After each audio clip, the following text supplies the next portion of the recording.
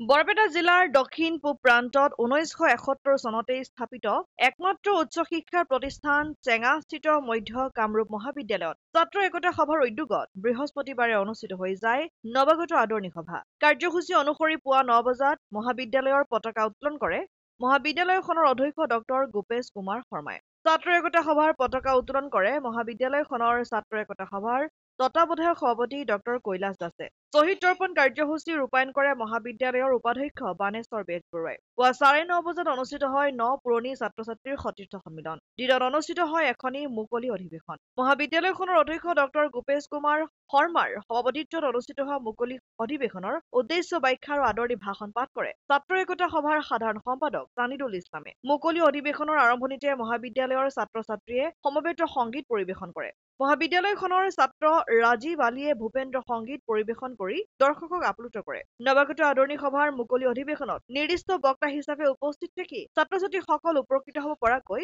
ভাষণ প্ৰদান কৰে বৰপেটা সত্ৰৰ বুঢ়া সত্ৰীয়া ডক্টৰ বাবুল চন্দ্ৰ দাসে। ছাত্ৰ-ছাত্ৰীসকলৰ মাজত অনুষ্ঠিত বিভিন্ন প্ৰতিযোগিতাৰ পুৰস্কাৰসমূহো মুকলি অধিৱেশনতেই প্ৰদান কৰা হয়। বিয়লি 3 বজাত অনুষ্ঠিত হয় সাংস্কৃতিক অনুষ্ঠান। সাংস্কৃতিক অনুষ্ঠানত গীত পৰিৱেশন কৰি দৰ্শকক আপ্লুত কৰি তোলে জনপ্ৰিয় কণ্ঠশিল্পী জনত দাস আৰু বিপুল দাসে। মইতো সভাত কৈছোৱেই যিখিনি কথা। এতিয়া মোৰ জীৱনটো পৰিৱৰ্তন, এটা আমাৰ অধ্যাপক আজি সত্ৰীয়া, গতিকে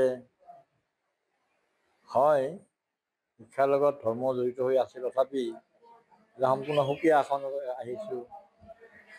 এই ক্ষেত্ৰত আমাৰ উপনিষদীয় শিক্ষা যিটো হয়, আমি পাশ্চাত্য শিক্ষাৰে শিক্ষিত হৈছোঁ, উপনিষদীয় শিক্ষাখিনি কিন্তু আমাৰ জীৱনৰ আচলতে পাথেয়। এইকাৰণেই আৰু মই বক্তব্যৰ মাজতো মাজে মাজে কৈছোঁ যে অকল লেখাপঢ়াতে আবদ্ধ নাথাকে এজন ছাত্ৰই সমাজখন আগুৱাই নিয়াৰ ক্ষেত্ৰত যিখিনি ভূমিকা ল'ব লাগে সেইখিনি আমাৰ শাস্ত্ৰসমূহে কৈছে। আৰু বিশেষকৈ উপনিষদত যিখিনি আদৰ্শ দেখুওৱা হৈছে সেই কথাখিনি হ'লে ছাত্ৰ ছাত্ৰীখিনিয়ে যদি তেনেকৈ লয় কথাখিনি, যেনে মই এটা কৈছোঁ যে ভুঞ্জিথা তত্ত্বিন ভুঞ্জিথা, এই বাক্যটো কৈছোঁ মই উপনিষদৰ বাণী, যে তুমি ভোগ কৰা, তুমি নিজৰ উপাৰ্জনেৰে যিখিনি পাইছা ভোগ কৰা, কিন্তু ত্যাগৰ মাজেৰে ভোগ কৰিবা। এই যিটো আদৰ্শ, ভাৰতীয় আদৰ্শ, কাৰণ ভাৰতীয় আদৰ্শত ত্যাগটো প্ৰধান কথা। ৰামচন্দ্ৰ সিদ্ধ বছৰ ত্যাগ কৰিছিল, গতিকে ত্যাগৰ মাজেদিহে এখন সমাজক আগুৱাই নিব পাৰি। গতিকে পঢ়া শুনাৰ লগতে যদি সমাজৰ বাবে, দহৰ বাবে, দেশৰ বাবে যদি কাম কৰিব, তেতিয়াহে আমি আগুৱাই যাব পাৰিম। আৰু মোৰ বাণীটো হ'ল, অমুক বাণীটো হ'ল এই যে এই উঠি অহা প্ৰজন্মৰ, নৱপ্ৰজন্মৰ যিখিনি যুৱচাম, সিহঁতৰ হাতৰে দেশৰ ভৱিষ্যত বা সমাজৰ ভৱিষ্যত। গতিকে এই প্ৰজন্মখিনিয়ে যদি এনেধৰণে আগবাঢ়ি যায় যে সমাজখন সংস্কাৰ কৰা বা সমাজখন আগুৱাই নিয়াৰ ক্ষেত্ৰত বা নিজৰ জীৱনটো গঢ় গঢ়াৰ ক্ষেত্ৰত বিশ্ব সাধনৰ মাজেৰে যায়, তেনেহ'লে নিশ্চিতভাৱে আমি এখন সুন্দৰ সমাজ পাম বুলি আশা কৰিব পাৰোঁ। নৱাগত আদৰণি সভা আছিলে। প্ৰতি বছৰৰ নিচিনা এই বছৰৰ আমাৰ নতুন ছাত্ৰ ছাত্ৰীখিনিক আদৰণি জনোৱাৰ উদ্দেশ্যে এই নৱাগত আদৰণি সভা ছাত্ৰ একতা সভাই আয়োজন কৰে। এইবেলিও ইয়াৰ ব্যতিক্ৰম নাছিল। আচলতে হয় কি যে মহাবিদ্যালয়ত যিসকল ছাত্ৰ ছাত্ৰী পঢ়ে, সেই ছাত্ৰ ছাত্ৰীখিনিৰ মন মগজুত এখন সমাজ পৰিৱৰ্তন কৰিব পৰা সম্পূৰ্ণৰূপে শক্তি থাকে।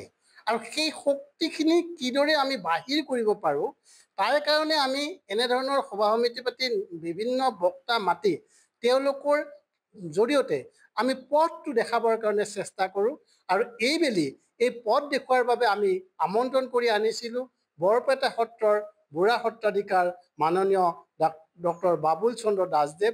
আৰু তেখেতৰ যি মাৰ্গদৰ্শন, ধৰ্ম আৰু বৈজ্ঞানিক দৃষ্টিভংগীৰে এই ধৰ্মৰ লগতে শিক্ষা সংপৃক্ত কৰি তেওঁ যি সাৰগৰ্ভ ভাষণ দিছে, মই আশা কৰোঁ যে আমাৰ ছাত্ৰ ছাত্ৰীসকলৰ হৃদয়ত আত্মবিশ্বাস উদয় হ'ব আৰু সেই আত্মবিশ্বাসে এটা নতুন পথৰ সৃষ্টি কৰিব, যিটো নতুন পথেৰে গতি কৰি তেওঁলোকে সমাজ পৰিৱৰ্তন কৰিব পাৰিব আৰু নিজৰ সফলতা আজুৰি আনিব পাৰিব। এয়াই মোৰ আশা, এয়াই মোৰ ধাৰণা। মুকালমুৱাৰ পৰা সুৰজিত পাঠকৰ ৰিপৰ্ট, অসম আদিত্য।